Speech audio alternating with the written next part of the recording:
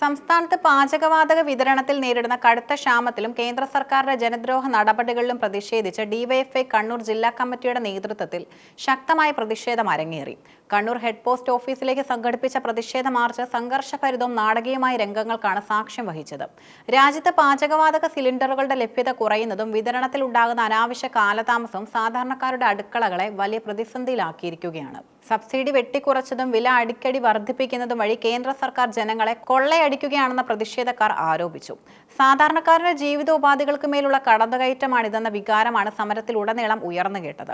കണ്ണൂർ നഗരത്തിലൂടെ മുദ്രാവാക്യം വിളികളുമായി എത്തിയ ഡിവൈഎഫ്ഐ പ്രവർത്തകർ പോസ്റ്റ് ഓഫീസിന് മുന്നിലെ പോലീസ് ബാരിക്കേഡുകൾ ഭേദിക്കാൻ ശ്രമിച്ചു. പോലീസിനെ വെട്ടിച്ചൊരു വിഭാഗം പ്രവർത്തകർ ഹെഡ് പോസ്റ്റ് ഓഫീസിനുള്ളിലേക്ക് അതിക്രമിച്ച് കയറുകയും അവിടെ കുത്തിയിരുന്ന് സമരം ആരംഭിക്കുകയും ചെയ്തു. ഇതോടെ പോസ്റ്റ് ഓഫീസിന്റെ പ്രവർത്തനം തടസ്സപ്പെടുകയും കനത്ത പോലീസ് സന്നാഹം സ്ഥലത്തെത്തുകയും ചെയ്തു.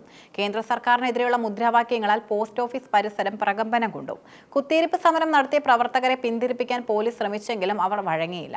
ഒടുവിൽ പോലീസ് ബലം പ്രയോഗിച്ച് പ്രവർത്തകരെ അറസ്റ്റ് ചെയ്ത് നീക്കുകയായിരുന്നു.